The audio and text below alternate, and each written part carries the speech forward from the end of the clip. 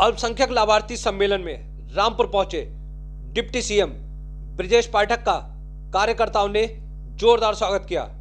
Deputy CM ने पसमांदा समाज के लोगों को संबोधित करते हुए कहा कि मोदी जी ने भाजपा के दरवाजे आपके लिए खोल दिए हैं। अभी तक आपने बड़े मियाँ का हुक्का भरा है।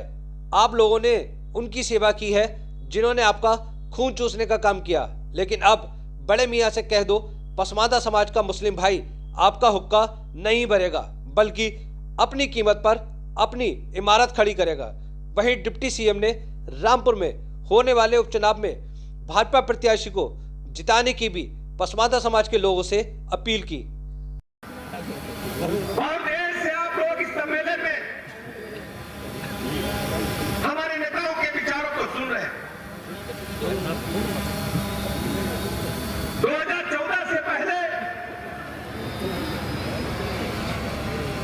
अपने देश में जो भी सरकारें रही,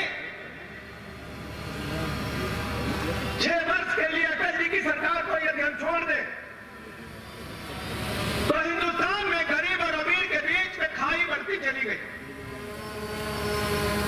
गरीब आदमी और गरीब होता गया और अमीर आदमी और अमीर होता गया।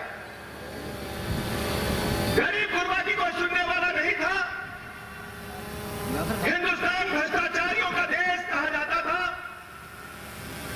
कांग्रेस पार्टी के नेतृत्व में यूपीए 1 और यूपीए 2 की सरकारों ने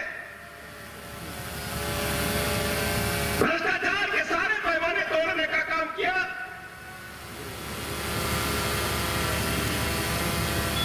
चाहे 2G घोटाला हो, चाहे कॉमनवेल्थ घोटाला हो, महाराष्ट्र में सेना के भवनों का घोटाला हो, कोयला घोटाला हो, सैकड़ों घोटाले भारत माता के मस्तक पर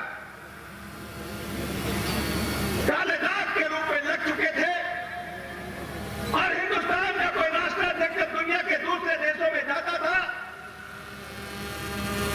तो लोग कहते थे भ्रष्टाचारियों देशों की जो सूची है उसमें भारत अपनी अलग भूमिका के साथ जाना जाता था। अच्छा बात लोग नहीं करते थे। आदरणीय प्रधानमंत्री नरेंद्र मोदी जी के सामने 2 चुनौतियां थी। एक चुनौती तो दुनिया के सामने भारत की छवि को बेहतर करना था और दूसरा हिंदुस्तान के गरीब आदमी, आम आदमी के जीवन स्तर को ऊपर उठाना था। इसलिए आदरणीय प्रधानमंत्री जी ने नारा दिया सबका साथ सबका विकास, और हिंदुस्तान के गरीब गुरबा को ऊपर उठाने के लिए जाति धर्म संप्रदाय को छोड़ करके योजनाएं बनाई। चाहे प्रधानमंत्री आवास योजना हो, मैं प्रधानमंत्री आवास योजना की फेहरिस्त देख रहा था। बड़ी संख्या में अल्पसंख्यक समाज को उसमें जोड़ा गया है। हमारे पसमांदा समाज के भाइयों बहनों जोड़ा गया है। चाहे निःशुल्क शौचालय देने की बात हो, चाहे निःशुल्क 5 लाख तक का इलाज कराने की बात हो, चाहे किसान सम्मान निधि मिल रही हो, सैकड़ों ऐसी योजनाएं हैं जिनसे आदरणीय प्रधानमंत्री नरेंद्र मोदी जी ने हमारे मुस्लिम समाज के, पसमांदा समाज के भाइयों को भी जोड़ करके उनके जीवन स्तर को ऊपर उठाने का काम किया है। लेकिन मित्रों, आजादी के बाद से इस देश का भाई होने के नाते जो सम्मान आपको मिलना चाहिए था, वह सम्मान वोटों की गणित में उलझ करके रह गया, यानी आपको सम्मान नहीं मिल पाया। आपके सम्मान की यदि किसी ने चिंता की तो आदरणीय प्रधानमंत्री नरेंद्र मोदी जी ने की, और उन्होंने सबसे पहले कहा कि मुस्लिम समाज में जो दबे कुचले लोग हैं, जो पिछड़े लोग हैं, जो वंचित लोग हैं, जो भाई हैं बहन हैं, उनके जीवन स्तर को ऊपर उठाना पड़ेगा। मुस्लिम समाज के पिछड़े वर्ग के लोगों से मतलब है हमारे अंसारी भाई लोग, हमारे चिड़ीमार भाई लोग, हमारे मनिहार भाई लोग, हमारे कुरैशी भाई लोग, हमारे धोबी समाज के लोग, हमारे नाई समाज के लोग। सैकड़ों की संख्या में जीवन स्तर नीचे और नीचे जा रहा था। प्रधानमंत्री ने तय किया कि हम आपके जीवन स्तर को ऊपर उठाने का काम करेंगे, लेकिन दूसरी तरफ जो सत्ता लेना चाहते थे लोग, उन लोगों ने आपके वोटों को हासिल करने के लिए हिंदू मुस्लिम में खाई खड़ी करने का काम किया। मैं दावे के साथ कह सकता हूं, दस्तावेज गवाह है कि आदरणीय प्रधानमंत्री नरेंद्र मोदी जी का, भारतीय जनता पार्टी का एक भी निर्णय ऐसा नहीं है जिसमें हमारे अल्पसंख्यक समाज के, पसमानदा समाज के भाइयों बहनों को जोड़ा न गया हो। हर योजना में लाभ देने का काम आदरणीय प्रधानमंत्री नरेंद्र मोदी जी ने किया। दूसरी तरफ विपक्षी दल, चाहे कांग्रेस पार्टी के लोग हों, चाहे समाजवादी पार्टी के लोग हों, चाहे बहुजन समाज पार्टी के लोग हों, या कोई दीगर दल हो, सब लोग हिंदू मुस्लिम करके वोट हासिल करते रहे, लेकिन आपके हक और हुकूक के लिए कुछ नहीं किया। मैं तो एक उदाहरण आपको देना चाहता हूं।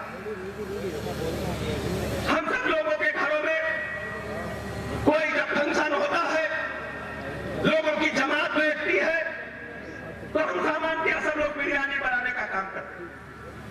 और बिरयानी बनाने के लिए हमारे भाई लोग बाजार जाकर के मसाला लाने का काम करते हैं, तो चावल भी लाते हैं। मसाला लाने के लिए काली मिर्च लेते हैं, दालचीनी लेते हैं, इलायची लेते हैं, लेकिन तेज पत्ता लाना नहीं बोलते। सब लोग तेज पत्ता जरूर लाते हैं। बिरयानी पक गई, तेज पत्ता को डाल दिया, मसाला तो खा लिया, काली मिर्च खा ली, इलायची खा ली, दालचीनी को भी चूस लिया, लेकिन तेज पत्ते को सबसे पहले प्लेट के बाहर निकाल करके रख दिया।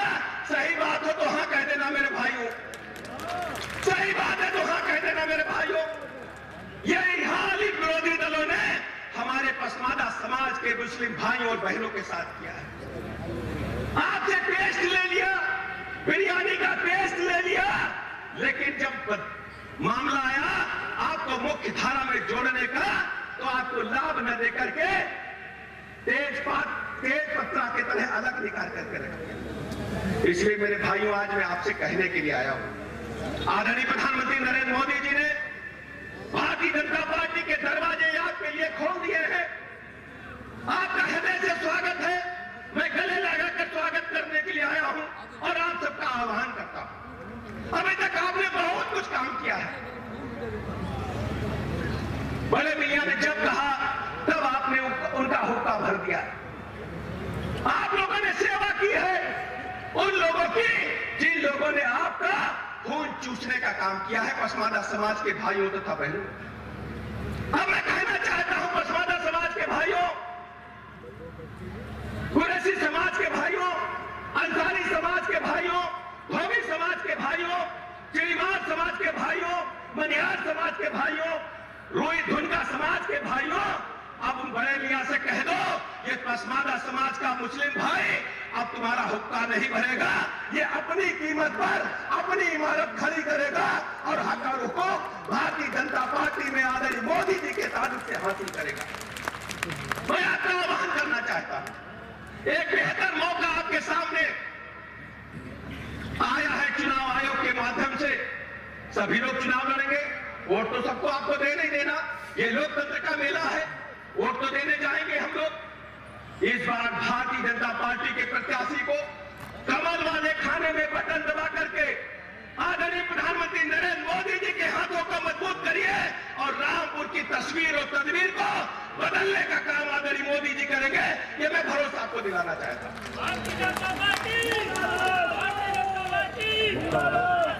आप सब जानते हैं लखनऊ के अंदर जो उत्तर प्रदेश की राजधानी है, मैं काफी वर्षों से समाज सेवा में लगा हूं। हमारे दिल और दरवाजे हमेशा आप सबके लिए खुले हैं। कभी कोई मुसीबत आएगी, रामपुर के लोगों, ब्रजेश पाठक आपका भाई के रूप में लखनऊ में बैठ करके आप लोगों की सेवा करेगा। आपका बाल बांका होने नहीं देगा, आपको सुई चुनने नहीं देगा। चुनाव की घोषणा हो चुकी है। अभी कुछ दिनों के बाद नॉमिनेशन होगा। सब लोग अपने अपने बीच में आकर के प्रचार करेंगे, लेकिन भारतीय जनता पार्टी को, जो भारतीय जनता पार्टी ने पिछले कई वर्षों से आपके बीच में काम किए हैं, उनके आधार पर आप मदद करिएगा। मैं फिर आपको भरोसा दिलाता हूं, आदरणीय प्रधानमंत्री नरेंद्र मोदी जी एकमात्र ऐसे नेता हैं जिनका नारा है सबका साथ, सबका विकास और सबका विश्वास। इसी नारे के तहत चल करके हम लोग काम करेंगे। साथियों, हम सब जानते हैं उत्तर प्रदेश के लिहाज से 2017 से पहले उत्तर प्रदेश का क्या हाल था किसी से छुपा नहीं था। गुंडे, माफिया, डाकू, मवाली थानों पर कब्जा करके बैठे थे। भले मानस की इज्जत आबरू खतरे में थी, बहू बेटी की इज्जत आबरू खतरे में थी, लेकिन उत्तर प्रदेश में कानून का राज यदि किसी ने स्थापित किया है तो भारतीय जनता पार्टी ने और योगी जी ने किया है। इसलिए साथियों कहना चाहता हूं, रामपुर की भी भाई, हमारे भाई बहन बिल्कुल चिंता न करें। एक एक भाई बहन को सम्मान के साथ जोड़ करके उसके हक और हुकूक के लड़ने के लिए काम भारतीय जनता पार्टी के हमारे अल्पसंख्यक मोर्चे के कार्यकर्ता करेंगे। इन्हीं लफ्जों के साथ आप सब इतनी कड़ी धूप में इकट्ठा हुए, पूरा खचाखच पंडाल भर दिया। मैं आपका बहुत बहुत शुक्रिया अदा करता हूं, बहुत बहुत शुक्रिया करता हूं। मादरे वतन हिंदुस्तान, मादरे वतन हिंदुस्तान।